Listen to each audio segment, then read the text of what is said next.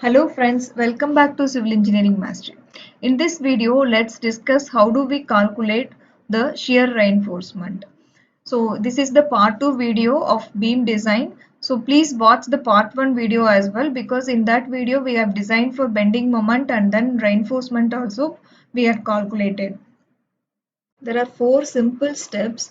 First one is shear stress. We need to calculate the shear stress from the shear force, and then we need to calculate the shearing capacity of concrete section, and third one is shear to be carried by stirrups, and fourth one is stirrup calculation. So how much shear the stirrup can carry, that one we need to calculate, and according to that we need to provide the stirrup reinforcement. So first let's take the shear force value. I'm taking one time dead roll plus live load combination. So let's switch on the shear force diagram and then let's get the results.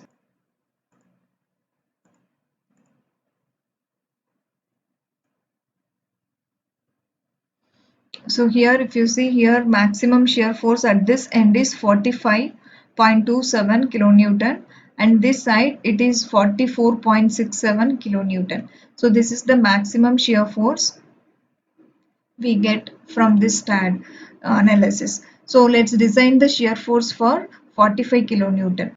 First let's take the shear force which is represented as V 45 kilonewton.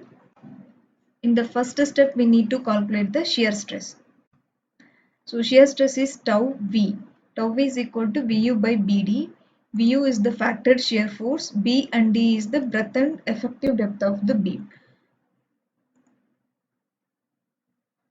So please watch part 1 video. So in the part 1 video we took the dimensions B as 225 mm and D as 415 mm.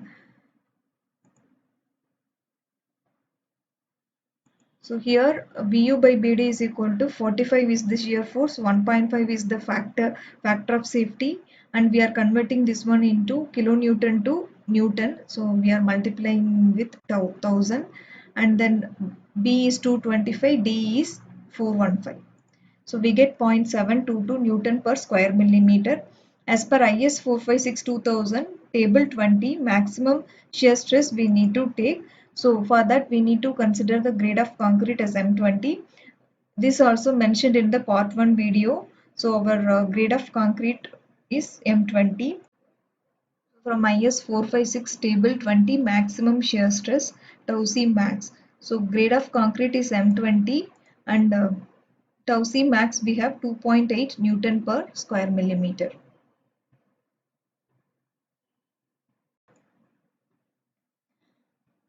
And then from table 20, tau C max value is 2.8 Newton per square millimeter. So this is the maximum shear stress, and whatever the shear stress we have calculated is less than the maximum shear stress. So this is the first step. We need to find out the shear stress and then we need to compare the shear stress with the maximum shear stress. So now this one is satisfied. This condition is satisfied. Next, step 2. In step 2 we need to calculate the shearing capacity of concrete section.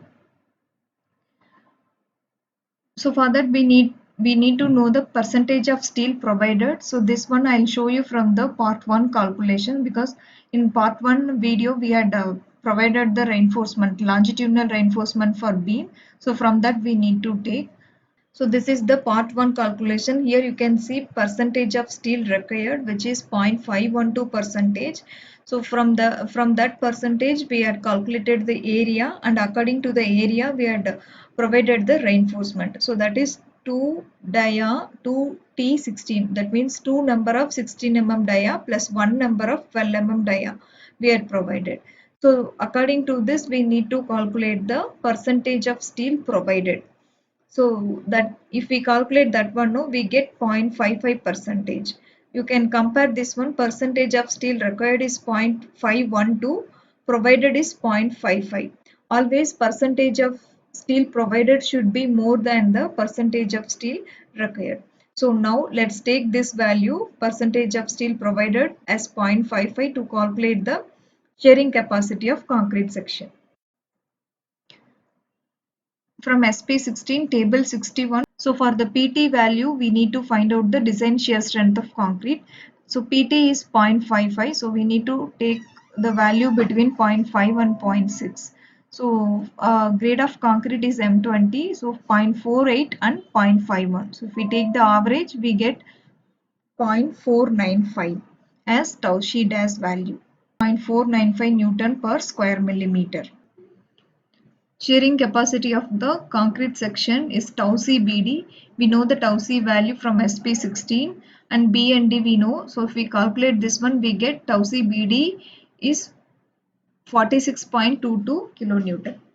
Next, in step 3, we need to calculate the shear to be carried by stirrups, that is VUS by D. So first we need to calculate VUS.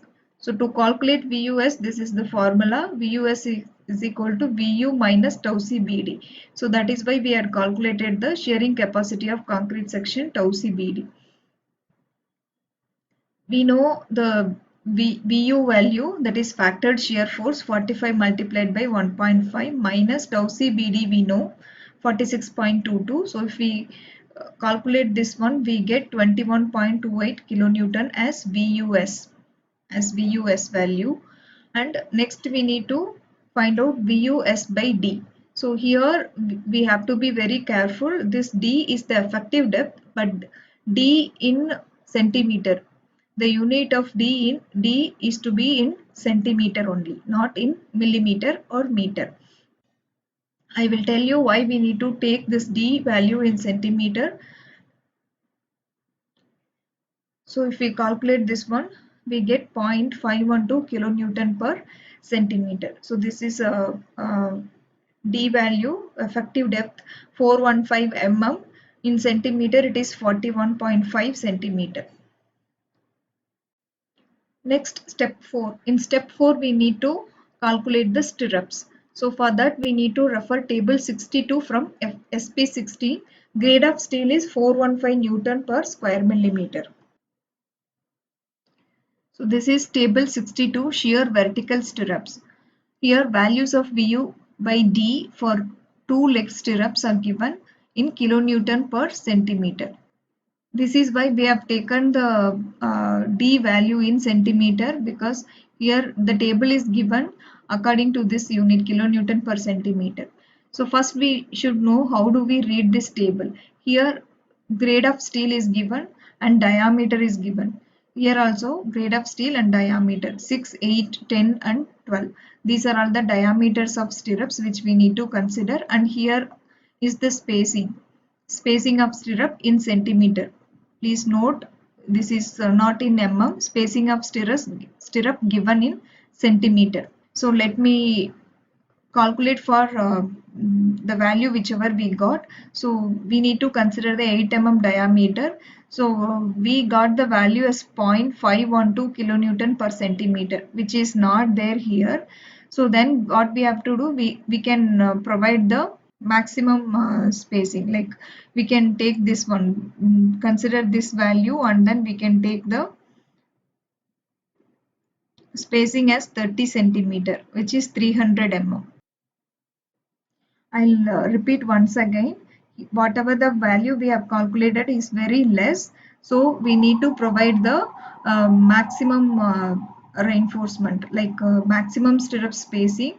So maximum we can give 30 centimeter. It should not be more than 30 centimeter.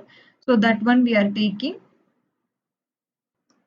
Shear force is less, so that is why we got very less value as VUS by D. So in case, for example, if you get 1.815, for example, I am telling 1.815 is your VUS by D value, means then you have to take this value and then you need to take this spacing. 1.815, you need to consider this spacing. 20 centimeter is your stirrup spacing. So here we get the very less value, so that is why I took the maximum spacing 300 mm. The 30 centimeter, that is 300 mm. So we can provide two-legged T8 300 mm center to center, two-legged stirrup dia 8 mm and spacing is 300 mm center to center. As per IS 456-2000 class number 26.5.1.5, we can get the maximum spacing of stirrups. Two conditions are given. First one is 0.75 D. Here D is the effective depth of beam, and the second one is it should not exceed 300 mm. So here 0.75 D means like we have the effective depth as 415 mm, and if we calculate 0.75 D we get 311 mm. So it is exceeding 300. So we should use 300 mm because the maximum spacing should not exceed 300 mm. So that is why here we took 2 leg T8 at 300 mm center to center.